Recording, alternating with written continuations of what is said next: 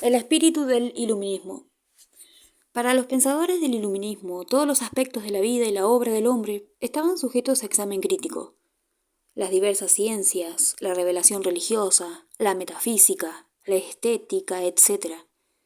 percibían claramente un gran número de poderosas fuerzas capaces de arrastrarlos, pero se negaban a abandonarse a ellas. La autocrítica, la comprensión de su propia actividad, de la sociedad y la época en que actuaron, constituían una función esencial del pensamiento. Mediante el conocimiento, la comprensión y la identificación de las fuerzas y tendencias principales de su tiempo, los hombres podían determinar la dirección de esas fuerzas y controlar sus consecuencias. La razón y la ciencia permitían al hombre alcanzar grados cada vez mayores de libertad y, por ende, un creciente nivel de perfección. El progreso intelectual, idea que impregna todo el pensamiento de esa época, debía servir constantemente para promover el progreso general del hombre. A diferencia de los pensadores del siglo XVII, para quienes la explicación debía partir de la deducción estricta y sistemática, los filósofos construyeron su ideal de explicación y comprensión según el modelo de las ciencias naturales contemporáneas.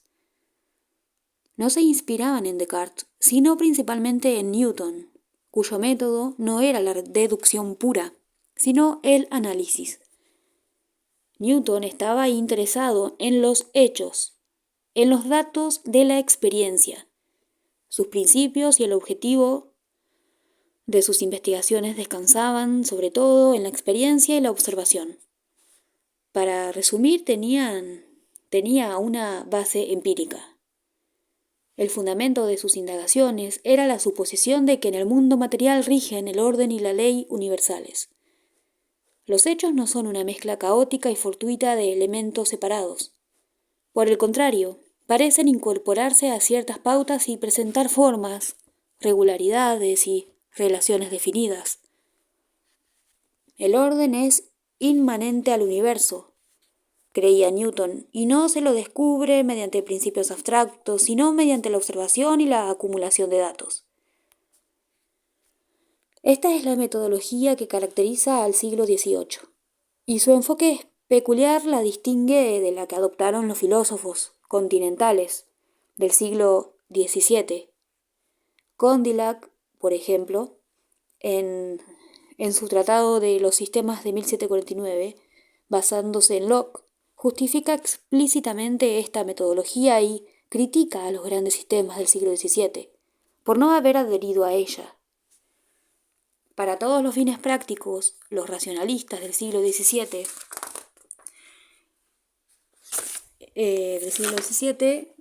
ignoraban los hechos, los fenómenos del mundo real. Se elevaba a la categoría de dogma a ideas y conceptos aislados. El espíritu racional dominaba completamente el conocimiento. Por ello, Condillac aduce la necesidad de un nuevo método que una lo positivo y científico con lo racional. Es necesario estudiar los fenómenos mismos para conocer sus formas y conexiones inmanentes. Condillac, de Alembert y otros exigen la aplicación de este nuevo método como requisito para el progreso intelectual. La lógica de este método es nueva, en verdad, pues no es la lógica de la escolástica ni la del concepto puramente matemático. Es más bien la lógica de los hechos.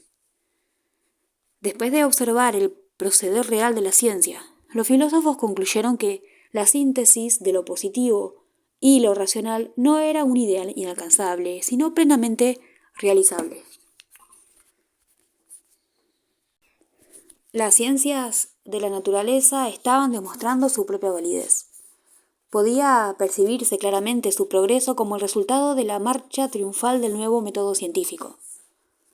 En el transcurso de un siglo y medio, la ciencia había realizado una serie de significativos avances y luego, con Newton, había dado un paso hacia adelante de carácter verdaderamente cualitativo. La compleja multiplicidad de los fenómenos naturales fue reducida a una única ley universal y comprometida como tal. y comprendida como tal. Se trataba de una victoria impresionante del nuevo método. Los filósofos observaron que la ley general de la gravitación de Newton no fue el resultado exclusivo de la teorización ni de la experimentación o la observación esporádica, desprovistas de una guía teórica. Su descubrimiento fue el fruto de la rigurosa aplicación del método científico. Newton completó lo que otros habían comenzado. Conservó, usó y dio forma concreta al método que antes de él emplearon Kepler y Galileo, y cuya característica principal era la interdependencia de los aspectos analíticos y sintéticos. Utilizando el descubrimiento de Galileo de que los cuerpos en caída libre adquieren una aceleración constante, y la observación de Kepler de que existe una relación fija entre la distancia de un planeta con respecto al Sol y la velocidad de su revolución. Newton llegó a la ley según la cual el Sol atrae a los planetas con una fuerza directamente proporcional a sus masas e inversamente proporcional al cuadrado de la distancia entre ellos. Luego pudo demostrar que todos los cuerpos del universo adquirieron sus posiciones y su movimiento por la fuerza de la gravitación. Además, la fuerza que mantiene a los planetas en su órbita provoca también la caída de los cuerpos en la Tierra. Esta ley regía en todo el universo. El universo finito se había convertido en una máquina infinita, eternamente en movimiento gracias a su energía y mecanismos propios. La causalidad externa aplicaba su funcionamiento desprovisto en apariencia de propósito o significado. El espacio, el tiempo, la masa, el movimiento y la fuerza eran los elementos esenciales de este universo mecánico, que podía captarse en su totalidad aplicando las leyes de la ciencia empírica y de la matemática. Esta concepción ejerció una influencia incalculable sobre los intelectuales del iluminismo. Era para ellos un magnífico triunfo de la razón y la observación, del nuevo método que tomaba los hechos observados y ofrecía una interpretación para explicar lo observado, de modo que, si ésta era correcta, podía guiar a los observadores en su búsqueda de nuevos hechos. Lo nuevo y original en el pensamiento del iluminismo es, pues, la adopción sin reticencias del modelo metodológico de la física de Newton. Y lo más importante para nuestra consideración de los fundamentos filosóficos de la teoría sociológica es el hecho de que inmediatamente después de su adopción, su empleo se generalizó, abarcando otros ámbitos, fuera de la matemática y la física. El método científico llegó a ser una herramienta indispensable para el estudio de todos los fenómenos, por mucho que difieran entre sí las conclusiones de los pensadores y las escuelas individuales. Escribe Cassirer, concuerdan en esta premisa epistemológica. El Tratado de Metafísica de Voltaire, el discurso preliminar de Alembert y la investigación sobre los principios de la teología natural y la moral de Kant coinciden todos en este punto. Nuevamente, podemos comparar esto con el sentido que daban los racionalistas del siglo XVII al término razón.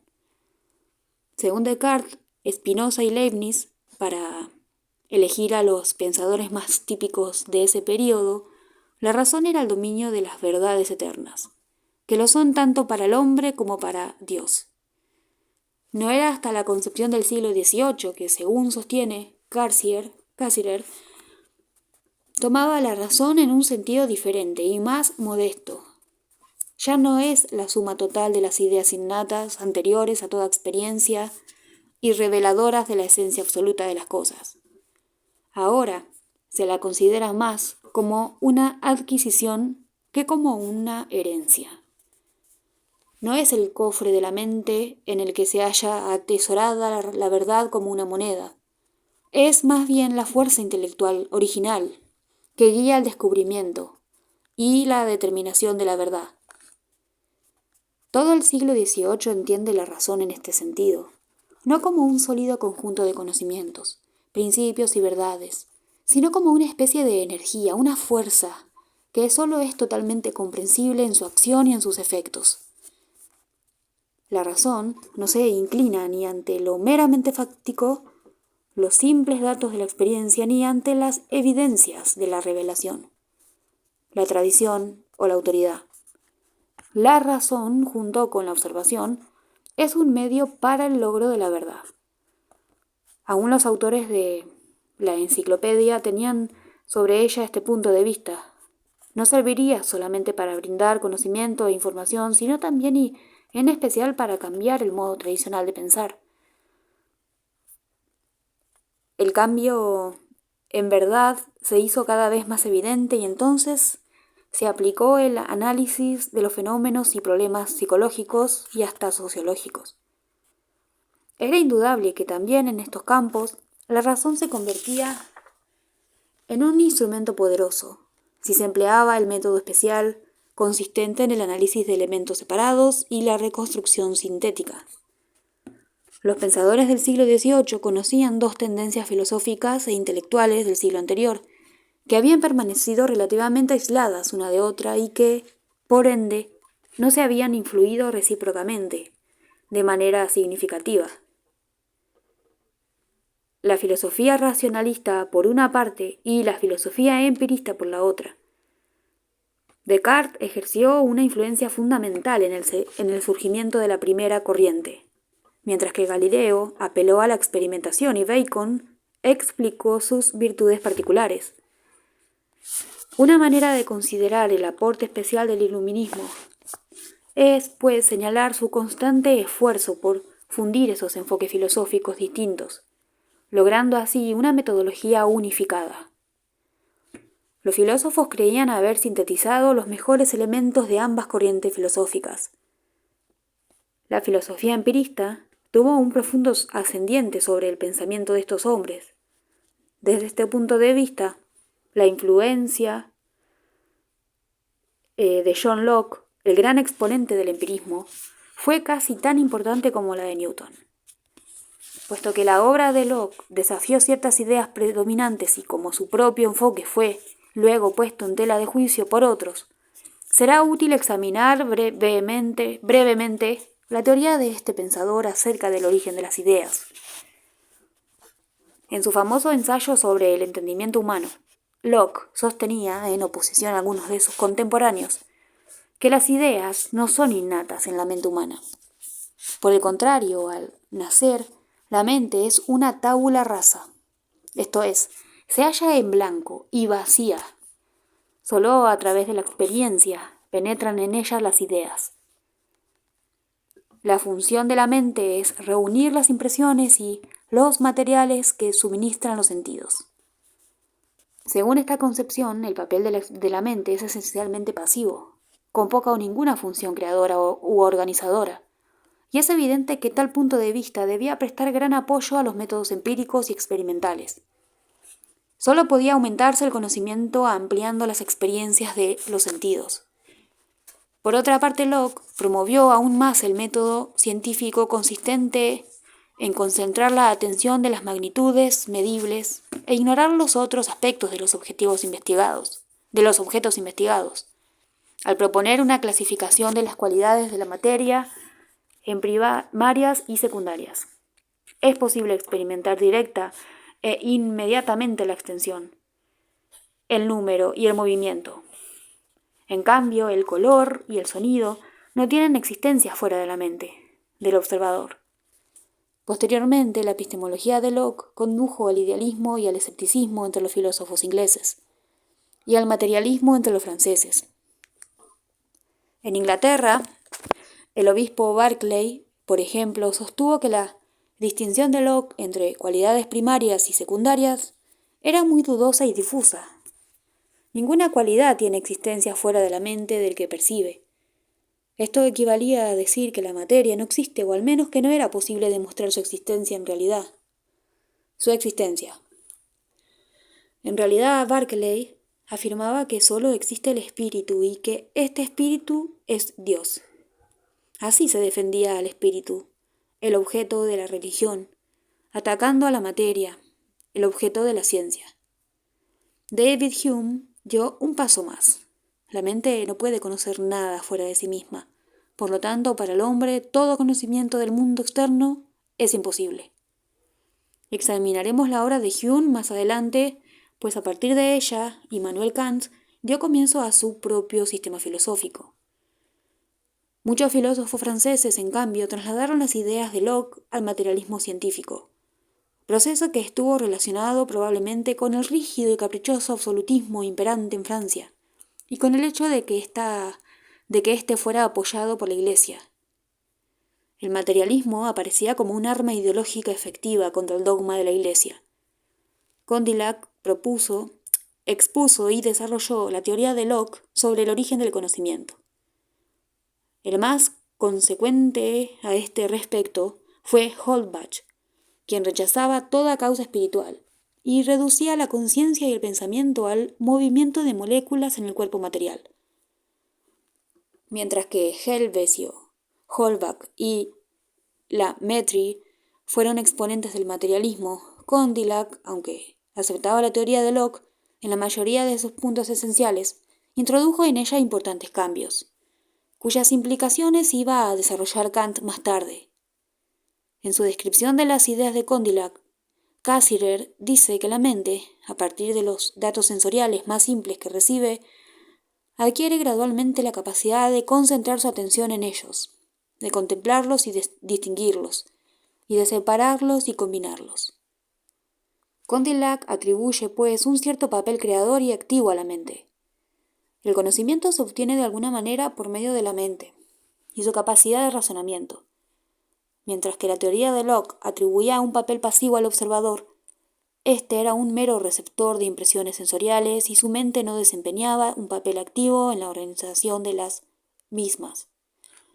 Condillac sostiene que una vez que se despierta en el hombre la facultad del pensamiento y del razonamiento, deja de ser pasivo y de adaptarse simplemente a la orden existente. Ahora el pensamiento puede avanzar e incluso levantarse contra la realidad social, convocarla ante el tribunal de la razón y poner en duda sus títulos legales a la verdad y la validez. Y la sociedad debe resignarse a ser tratada como la realidad física y sujeta a investigación. Condillac, en su Tratado de las Sensaciones, declara: la sociología debe convertirse en una ciencia cuyo método consiste en enseñarnos a reconocer en la sociedad un cuerpo artificial, compuesto de partes que ejercen una influencia recíproca. Así, Condillac asigna un papel decisivo al juicio y a la razón, aún en el acto de percepción más simple. Y esto era cierto tanto en la percepción del mundo natural como en la del mundo social. Los sentidos, por sí solos, nunca pueden crear el mundo tal como lo conocemos en nuestra conciencia. La cooperación de la mente es una necesidad absoluta. Se hace evidente, pues, por qué el iluminismo es el punto de partida más lógico para quien esté interesado en los orígenes de la teoría sociológica. En ese periodo puede verse con más claridad que en los anteriores el surgimiento del método científico. La razón por sí sola no nos proporciona un conocimiento de la realidad. Tampoco puede lograrse a través del uso exclusivo de la observación y la experimentación. El conocimiento de la realidad natural o social depende de la unidad de la razón y la observación en el método científico. Los pensadores del iluminismo estaban tan interesados en la sociedad y la historia como en la naturaleza, y las consideraban como una unidad indisoluble. Al estudiar la naturaleza, inclusive la naturaleza del hombre, se puede conocer no solo lo que es, sino también lo que es posible. De igual modo, estudiando la sociedad y la historia, se puede conocer no solo el funcionamiento del orden fáctico existente, sino también sus posibilidades intrínsecas. Estos pensadores eran negativos en cuanto mantenían siempre una actitud crítica frente al orden existente, el cual, según opinaban, ahogaba las potencialidades del hombre y no permitía que lo posible emergiera del es. Estudiaban científicamente el orden fáctico existente para aprender a trascenderlo. Estas premisas, como veremos, fueron aceptadas, modificadas o rechazadas durante el desarrollo posterior del pensamiento sociológico. Así, buena parte de la sociología occidental se desarrolló como una reacción al iluminismo. Pero antes de examinar esta reacción, será conveniente analizar a dos filósofos que pueden ser considerados como los precursores de la teoría sociológica.